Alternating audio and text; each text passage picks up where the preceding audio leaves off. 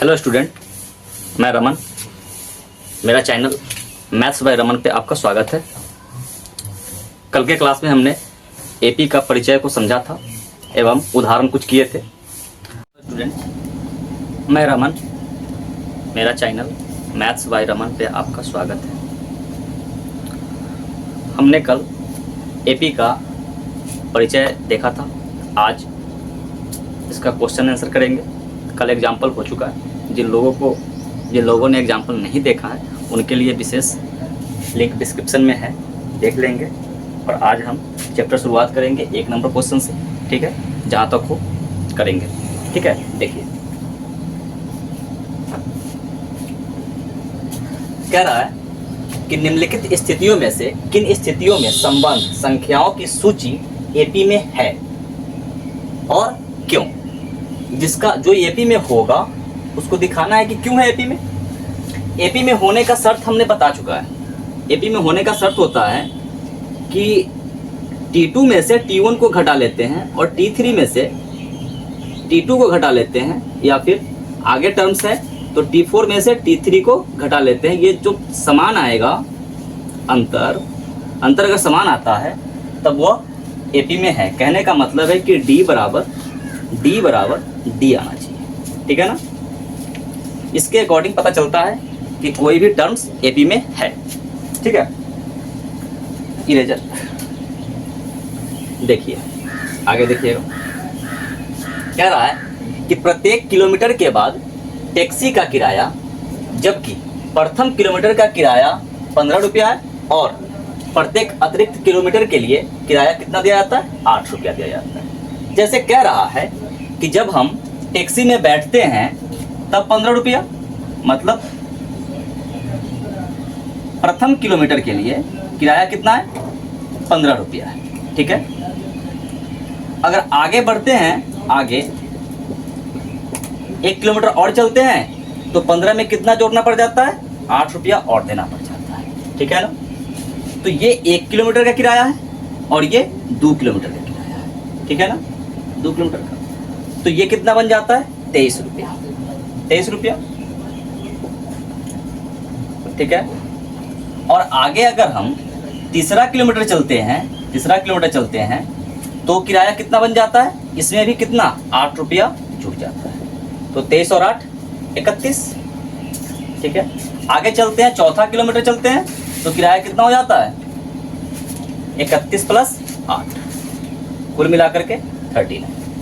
यहाँ से हम चेक करते हैं कि यह एपी में है या नहीं, ठीक है। इसको अगर लिखे सीरीज तो क्या बन रहा है,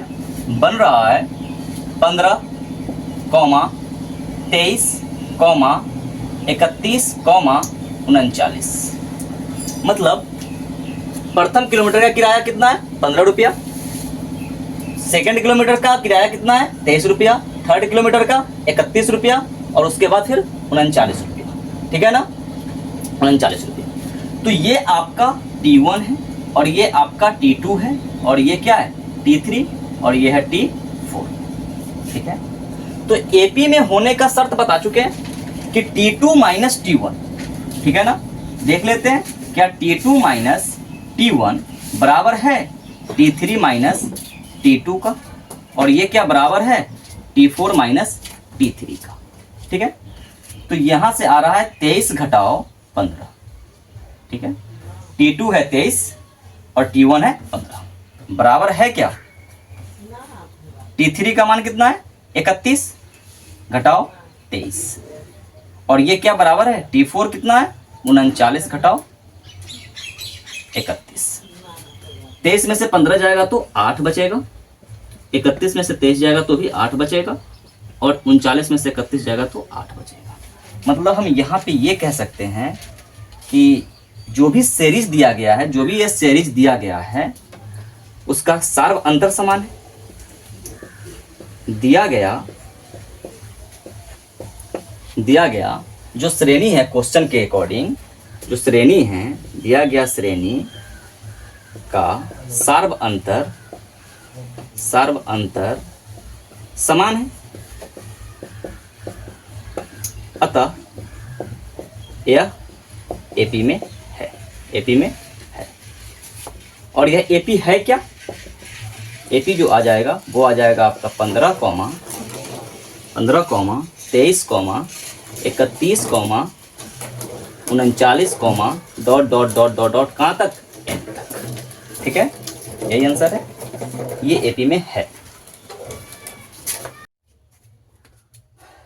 देखिए क्वेश्चन नंबर 2, एक का क्वेश्चन नंबर 2 क्या कह रहा है? कह रहा है कि किसी बेलन में उपस्थित हवा की मात्रा जबकि वायु निकालने वाला एक पंप है जो प्रत्येक बार बेलन की शेष हवा का 1/4 भाग को बाहर निकाल देता है। शेष भाग किसको कहते हैं? कि एक बार जो उसमें हवा है उस हवा का 1/4 भाग निकाल देगा, फिर हवा 1/4 भाग निकलने के बाद जो बचेगा हवा, उस हवा का 1/4 भाग बाहर निकालेगा। ठीक है ना, इस तरह से बार बार दोहरा रहा है। तो कहने का मतलब है कि हम मान लेते हैं कि एक बेलन है, एक बड़ा सा बेलन है, बेलन कुछ इस टाइप का होता है। ठीक है, इसमें ये हवा है, कोई पंप है जिसकी सहायता से इसको हवा को निकाल दिया जाता है। तो मतलब एक बार में इसका 1/4 हिस्सा निकल गया तो इतना बचा। ठीक है, तो इसका 1/4 निकला है और फिर अब जो निकलेगा वो केवल इसका 1/4 निकलेगा, ये बात है। तो बस इस चीज को लिखिए, मान लेते हैं लेट बेलन में या गुब्बारा में, बेलन में हवा की मात्रा, शुरुआत में हवा की मात्रा ये कितना है? 1 यूनिट। ठीक है, हवा को 1 यूनिट उसमें है। उसके बाद ध्यान दीजिएगा, सेकंड मतलब कि अगली बार जब होता है, जब इसमें से 1 यूनिट का 1/4 भाग निकाल देते हैं, तो इसको जब शुरुआत में जो हवा है उसको हम क्या लिख लेते हैं कि T1 कितना है? 1 है। ठीक है, T2 कितना आ जाएगा? T2 आएगा 1 माइनस 1 का 1/4, ये आ जाएगा। तो इसको अब क्या लिखोगे? भिन्न का जोड़ है, भिन्न का घटाव है, तो 4 में से 1 गया तो कितना? 3/4। अब T3 देखें तो ये कितना आ रहा है? 3/4 का, इसमें से घट जाएगा 3/4 का कितना? 1/4। ठीक है, तो ये बन जाएगा हमारा बेसिकली 3/4 माइनस 3/16। ठीक है, तो इसको जब सोल्व करेंगे तो कितना आएगा? LCM 16, 16 48।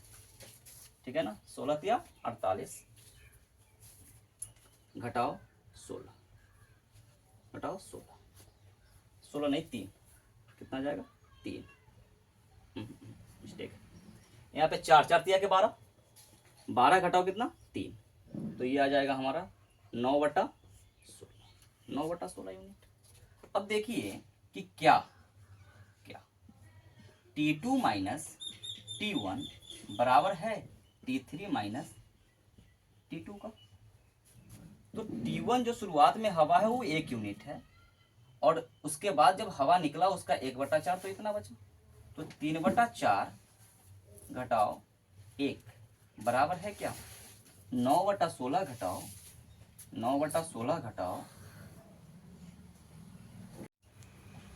9/16 घटाओ T2 का वैल्यू है 3/4। ठीक है, ये आ जाएगा LCM 4, 3 माइनस 4 बराबर 16 LCM इसका 9 माइनस 4 के 12। तो ये आ जाएगा माइनस का 1/4 इक्वल टू माइनस का 3/16। ये बराबर है क्या? नहीं है बराबर ये नहीं है। देखेंगे कि चूंकि minus 1/4 not equal to minus 3/4, मतलब है कि सार्व अंतर समान नहीं है,